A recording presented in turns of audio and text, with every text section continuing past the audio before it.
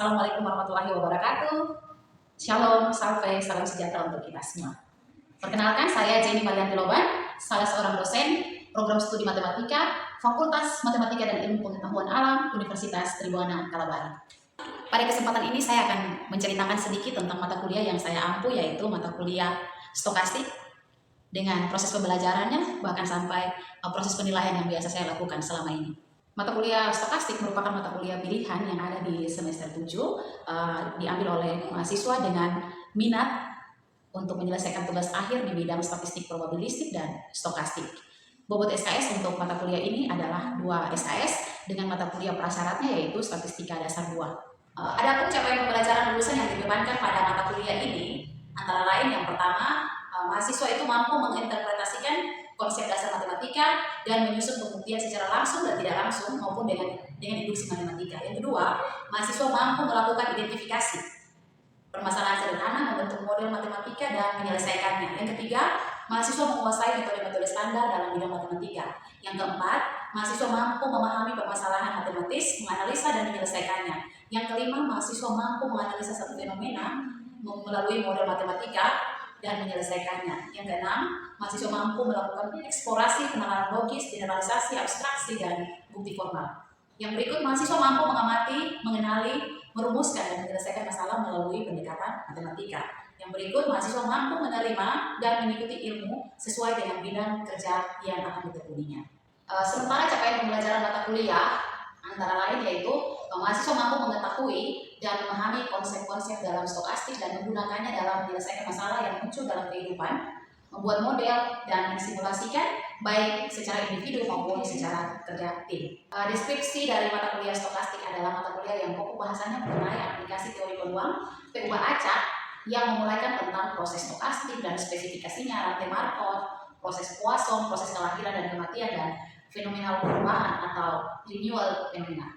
Mata kuliah ini kami ajarkan selama 1 semester dalam hitungan 16 kali pertemuan atau 16 minggu. Adapun bahasan yang kami pakai selama perkuliahan yaitu yang pertama tentang terapan teori peluang dan proses stokastik, yang kedua spesifikasi proses stokastik, yang ketiga pengertian rantai Markov, yang keempat matriks peluang transisi dan distribusi awal, yang kelima model-model rantai Markov dan klasifikasi keadaan rantai Markov, yang keenam analisis Markov, yang ketujuh proses Poisson, proses homogen dan non-homogen, kemudian proses kelahiran dan kematian, ada juga fenomena perubahan atau renewal fenomena, dan yang terakhir model-model stokastik.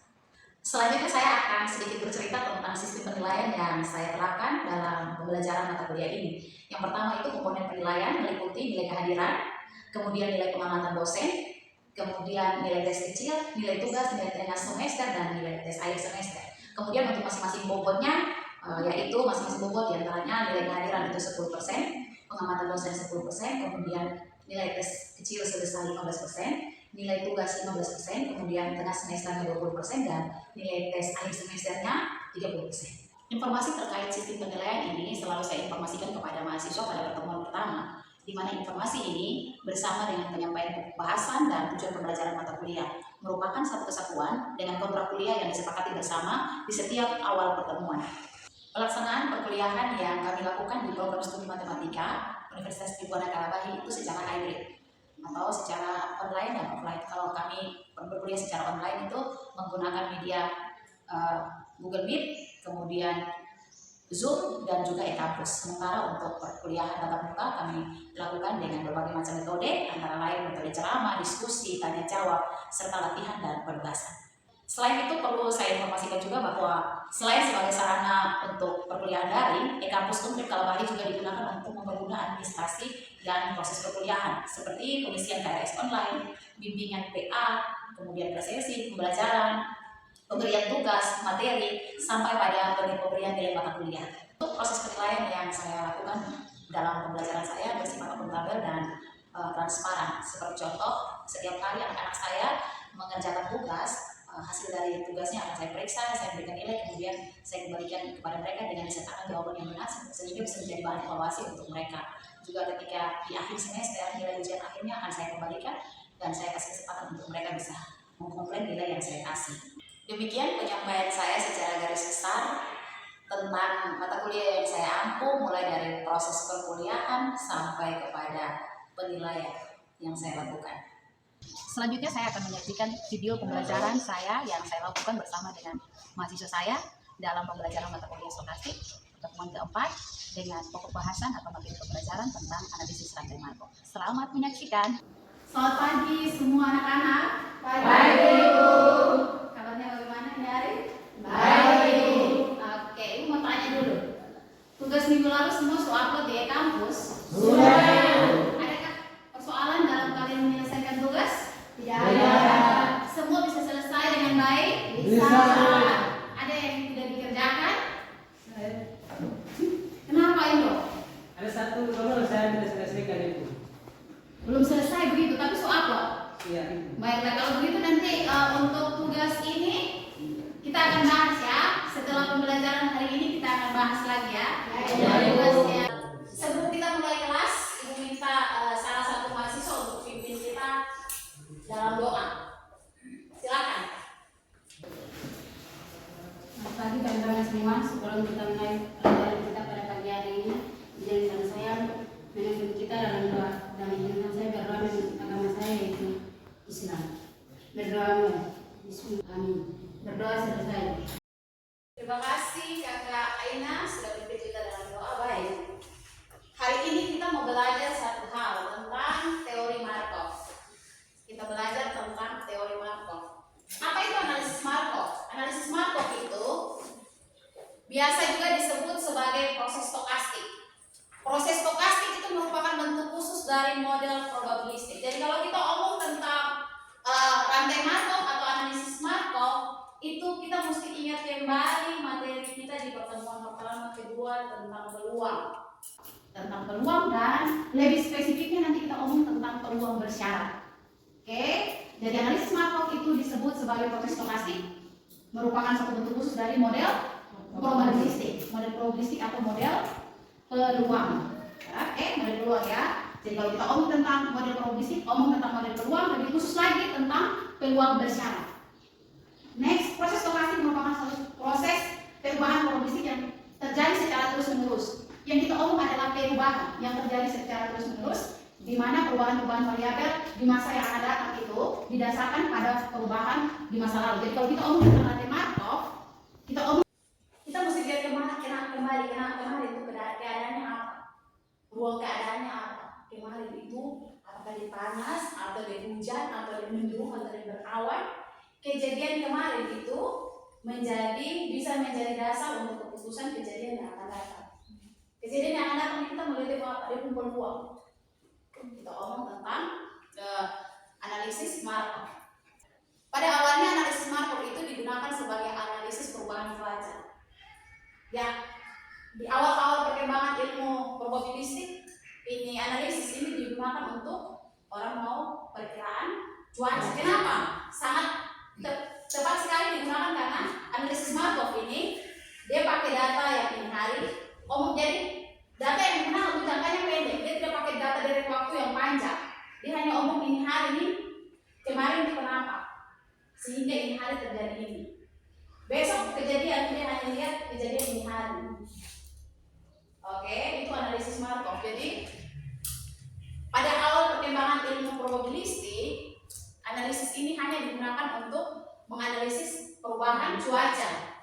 Ya, cuaca ya kita bisa omong dia perubahan keadaan atau cerah, apalagi mendung, apalagi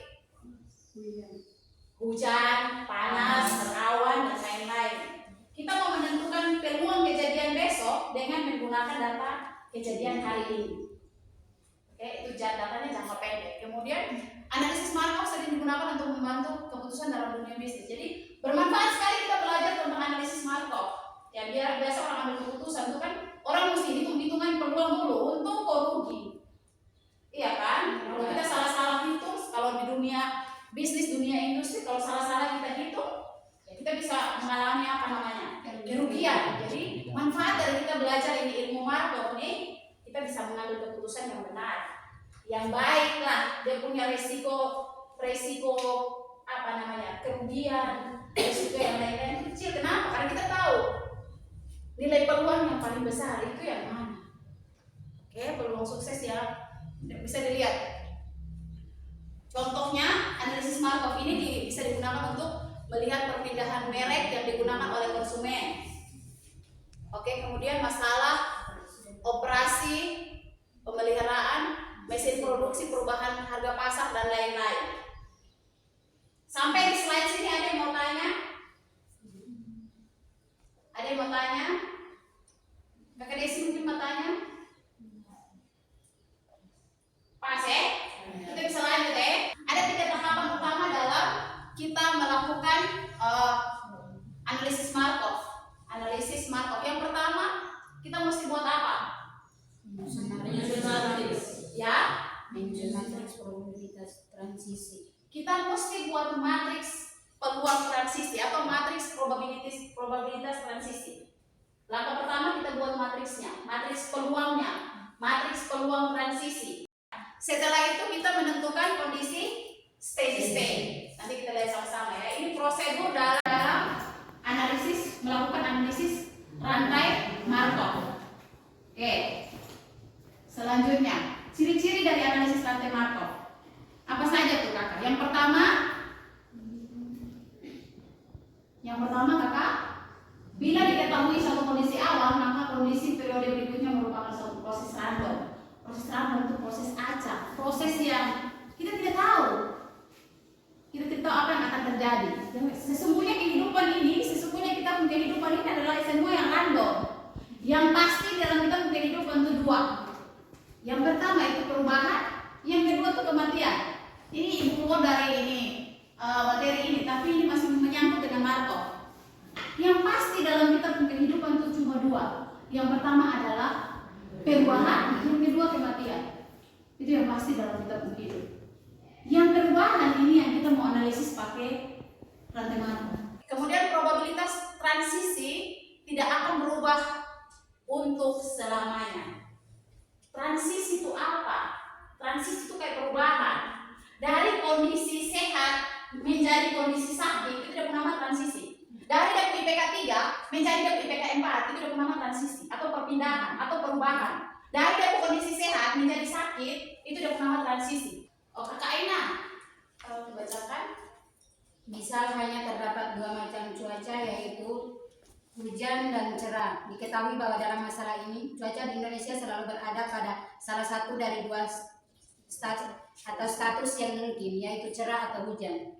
Lihat di sini, dalam ini pertanyaan yang tadi kakak Aina baca contoh 1 ini, kita punya state atau kita ruang keadaan itu cuma 2. Ruang keadaannya itu ada cerah atau hujan. 2 saja ruang keadaannya.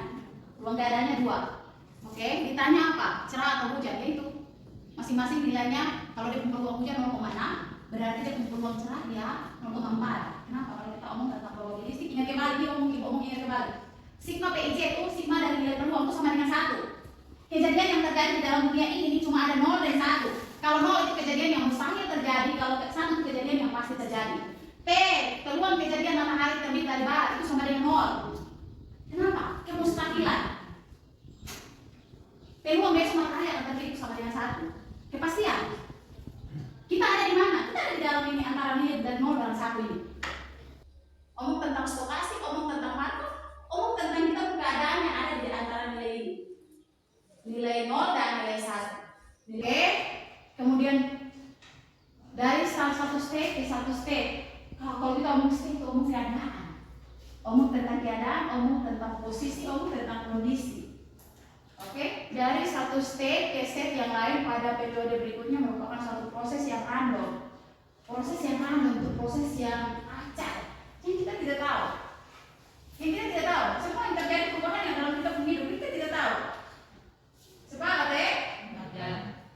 Atau kamu tahu setelah keluar dari pintu ini apa yang akan terjadi dengan ibu, dengan kalian? Siapa yang tahu? Sesuatu yang random. Tidak akan kita tahu dengan pasti apa yang akan terjadi ketika kita keluar di pintu ini. Apalagi dalam jangka waktu yang lebih panjang. Jadi peristiwa yang terjadi, perubahan yang terjadi itu terjadi secara random atau secara acak. Secara random, secara acak. Tapi dia ruang kejadiannya kita bisa tentukan. Ruang kejadiannya kita bisa tentukan ya. Oke, kita next. Ini contoh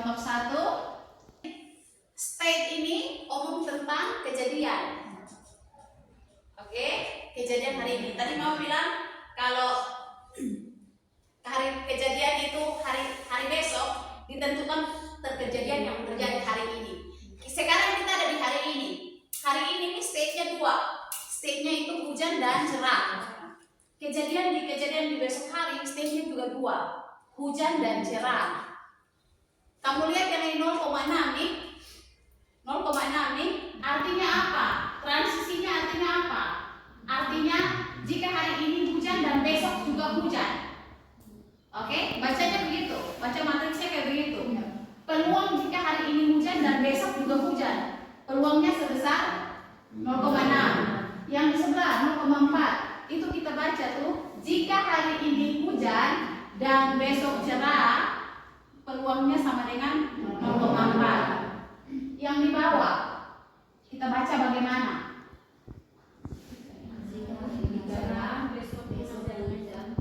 Peluang pada 0,8.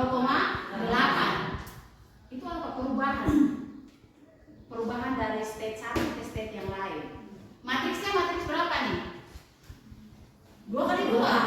Kenapa? Karena kita push stage cuma 2. Kalau kita push stage atau mau kejadian lebih dari 2 ya kita menyesuaikan. Jadi matriks peluang transisinya akan disesuaikan.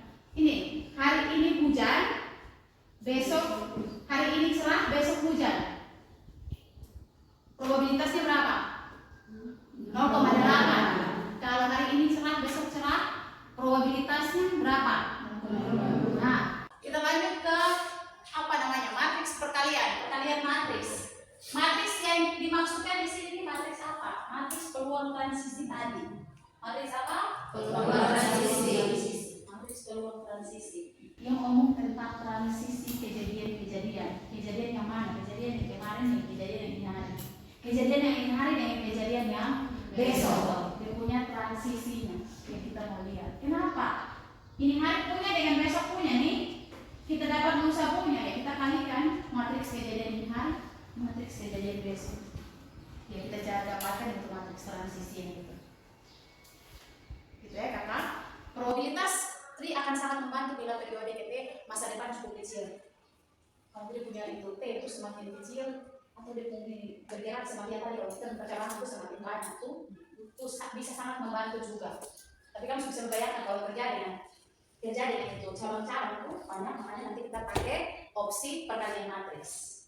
Kita tidak perlu bikin dia punya perjalanan itu sampai lamanya. Oke. Contoh kita lihat contoh kasus. Apa nih? Kakek Ina, tolong baca pas kita. Anggota akan beroperasi bila tidak sedang mogok. Ini angkot A. Ya, Artinya bahwa dalam masalah ini angkot A selalu berada di dalam salah satu dari dua state yang mungkin yaitu jalan atau mogok. oke. Kemudian sekarang ibu mau tanya, state-nya ada berapa? Dua. Apa saja tuh? Jalan atau mogok. Ya. Ini state kejadian untuk beroperasinya angkot. Jadi operasi angkot itu dia hanya dua kemungkinan kejadian, ya jalan atau mogok. Jalan atau tidak jalan, itu saja.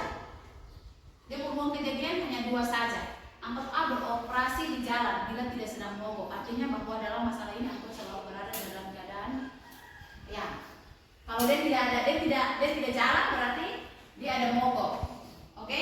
Kalau dia ada mogok berarti dia tidak jalan. Hanya dua saja kemungkinan atau dua saja dia punya state di dalam itu. Kejadian yang kedua, kalau ini hari dia mogok, besok dia jalan. Peluangnya berapa? 0,8. Kalau hari ini dia mogok, besok dia mogok, berapa persen? 0,2 ya. 0,2. Ini kita juga bisa hitung. Ini kita punya matriks awal nih. Matriks transisi awal. Matriks transisi itu kita cuma punya dua saja, keadaan hari dengan keadaan besok. Dua saja. Kita bisa pakai untuk kita hitung dia punya kejadian di hari keberapa nih? Di hari ketiga. Ya kita tinggal talikan. Kalau perkalian matriks ya kita tinggal talikan matriks yang kita punya. Ini kita kalau pindah ke dalam matriks kita punya matriks berapa kali berapa? 2. Matriksnya 2 kali 2. Hari ini hari ini yang betul. Hari ini state-nya itu apa? Hujan dengan cerah. Kemudian ini besok punya nih. Besok itu matriksnya berapa kali berapa? 2 kali 2. Entry-nya P11 itu isinya 0,6. P12 isinya 0,4.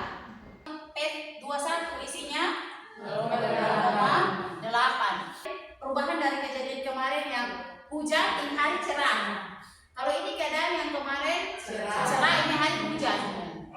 Ini keadaan yang kemarin cerah ini hari cerah. Yang kita kalau punya 2 state berarti kita punya 4 kemungkinan kejadian. Tidak ada kejadian lain di luar ini.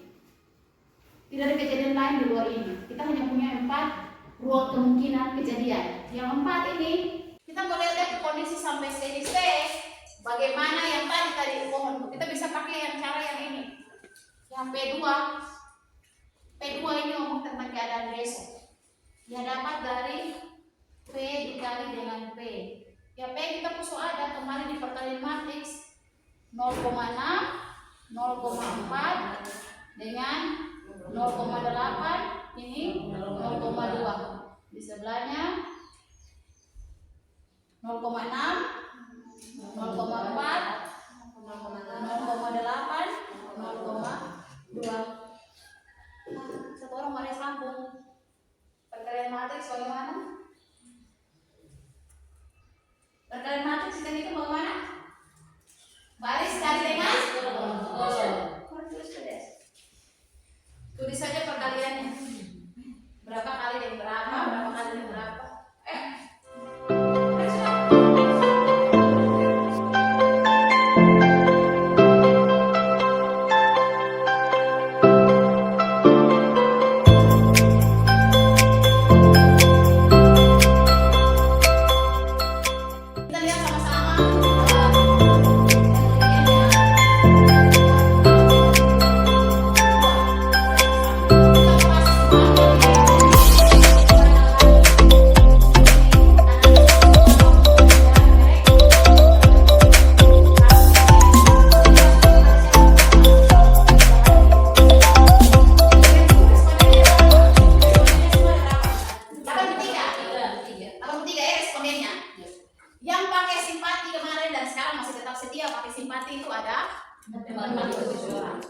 Yang kemarin pakai simpati dan dia berubah menjadi sekarang dia pakai AS itu tidak ada.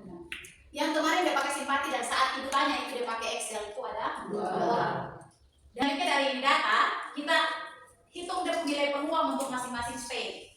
Hitung dia punya peluang untuk masing-masing state. Gampang saja karena kita tuh M sudah sama dengan 83, maka P bagian 47 kita tinggal hitung 47 bagi 83 kita dapat nilai peluang. 2 bagi dengan 83 kita dapat nilai peluang. Di bawah lagi 17 bagi 83 kita dapat peluang. Peluang apa? Peluang transisi. Ini peluang transisi karena datanya kita dapat perpindahan penggunaan. Jadi kemarin orang pakai apa? Ini bisa juga pakai di data kalau perempuan dong, kita bisa pakai data ini apa? Sampel, produk sampel. Sekarang pakai sampel apa? Kemarin pakai sampel apa? Kita bisa pakai juga perumahan atau Oke, sampai di sini tanya dulu sebelum ibu kasih kamu tugas. Ada yang mau ditanyakan? Oke, kalau tidak ada yang mau ditanyakan, kan bagi kelompok ya, 2 kelompok. Silahkan bagi kelompok, ibu mau kasih link untuk kamu bisa bagi kelompok, silahkan. Yang di sini satu kelompok, yang di sini satu kelompok. Masing-masing kelompok mencari 2 jurnal terkait jurnal yang bicara terkait analisis rantai Markov, aplikasi analisis rantai Markov dalam kehidupan sehari-hari, aplikasi penggunaan analisis rantai Markov dalam kehidupan sehari-hari. Setelah itu kita review sama-sama. Oke? Silakan, ini kasih waktu kalian diskusi 10 menit saja cukup ya? Atau kurang? Cukup atau kurang? 10 menit?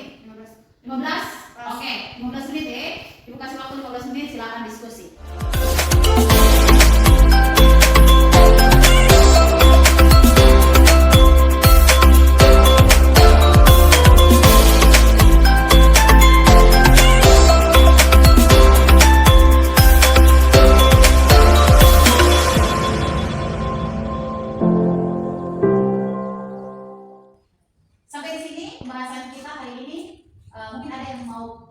pertanyaan atau belum jelas, Ibu kasih kesempatan untuk bisa bertanya, kita bisa diskusi sama-sama. Silakan. Kak Desi, ya silakan. Bisa berdiri Kak Desi. Silakan. Apa pertanyaannya? Baik Ibu, mungkin saya sedikit terkait dengan beberapa materi yang sudah disampaikan tadi terkait dengan analisis dalam rantai Markov. Data yang sudah diperoleh terkait dengan hasil data akhir itu masih terdapat dalam peluang, Ibu. Apakah dari data peluang itu kita bisa konversi atau kita bisa alihkan ke dalam data real yang kita ambil? Baik, terima kasih. Kita kasih tepuk tangan buat Kak Desi. Jawabannya bisa. Tadi yang sepanjang kita menjelaskan, Ibu menjelaskan sepanjang kita lihat jurnal-jurnal yang dilakukan oleh peneliti sebelumnya, kita lihat hasilnya itu ditampilkan dalam matriks peluang. Oke, matriks peluang dalam kondisi steady state. Pertanyaan yang sangat bagus dari Kakak Desi, bagaimana? Bisa atau tidak kita kasih kembali ini matriks peluang kayak kita tidak tahu? Bisa. Pakai apa? Nanti kita lihat minggu depan. Pakai apa? Pakai vektor distribusi peluang. Kita hitung dari vektor distribusi peluang, kemudian kita kalikan masing-masing entry, kita akan dapat nilai hasil yang disesuaikan dengan satuan tadi itu. Kalau jumlah penumpang ya orang, jumlah pasien ya orang, jumlah pengguna kartu SIM ya orang, dan lain-lain. Jadi jawabannya bisa digunakan? Ya bisa digunakan. Ada lagi yang masih bertanya? Cukup jelas Kak Desi? Cukup jelas? Ya, untuk dijelaskan lagi nanti di depan kita lihat sama-sama. Bagaimana kita kasih pindah itu nilai peluang, kita kasih pindah ke dalam bentuk jumlah orang dengan satuan berdasarkan kita punya data awal. Ada lagi yang mau bertanya? Kesimpulan dari pertemuan hari ini, yang pertama, kalau kita omong tentang analisis rantai Markov, berarti kita omong tentang probabilistik. Kita omong tentang probabilistik, lebih khususnya kita omong tentang peluang, yang mana peluangnya yang kita maksud itu adalah peluang bersyarat. Peluang bersyarat. Jadi kejadian hari ini syaratnya adalah kejadian kemarin. Kita punya data kemarin, kita mau lihat keadaan sekarang, kita bisa pakai untuk gunakan untuk lihat keadaan hari besok dan seterusnya. Itu yang pertama. Yang kedua, dari kita punya keadaan yang ada, kita bisa bentuk dia dalam bentuk matriks peluang transisi yang kemudian kita bisa analisis. Kalau tadi kita analisis pakai pohon probability tree, kita umum pakai pohon, kalau dia putih bergerak semakin besar, maka kita akan kesusahan untuk menyelesaikan. Maka kita pakai teknis yang lain, yaitu kita pakai perkalian matriks. Perkalian matriks yang tadi ini kalian sudah coba tuh, perkalian matriks. Jadi kalau kita punya P, kita satu langkah di depan, berarti kita omong keadaan di depan kita besok. Berarti P kali P. Kita omong 3 langkah, 4 langkah di depan ya P. P pangkat 2 kita dapat, kita tinggal kali dengan P. Dan seterusnya. Sampai kapan dia berhenti? Sampai dia kondisi di kolom masing-masing kolom itu sama, sudah berubah lagi. Kita kali dengan P, dia sudah berubah lagi. Itu kondisi kita sebut sebagai kondisi steady state. Apa? Steady state. Kondisi kita sebut sebagai kondisi steady state atau kondisi tetap sudah tidak berubah. Kita dapat aplikasikan dalam kita kehidupan sehari-hari dalam berbagai kondisi. Contoh tadi kita pakai di maskapai. Kalian kasus kita pakai di mana lagi? Di kesehatan. Kita pakai di mana lagi? Merek sampo. Jadi kita bisa pakai ini analisis ini di mana-mana saja. Yang penting kita punya data perpindahan atau kita punya data transisi ada, ya kita bisa pakai, kita bisa analisis. Kita bisa analisis menggunakan kita punya data perubahan atau data transisi. Sebelum kita mengakhiri kelas ini, Ibu mau kasih tugas. Tugasnya itu Ibu nanti kirim di e-kampus. Tugas untuk pertemuan hari ini dikirim di e-kampus. Masing-masing bisa akses tugasnya.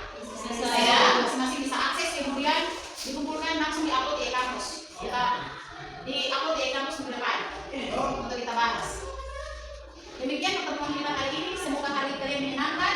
Sebelum kita akhiri kelas kita pada siang hari ini, Ibu minta salah satu mahasiswa untuk kita berdoa. Kakak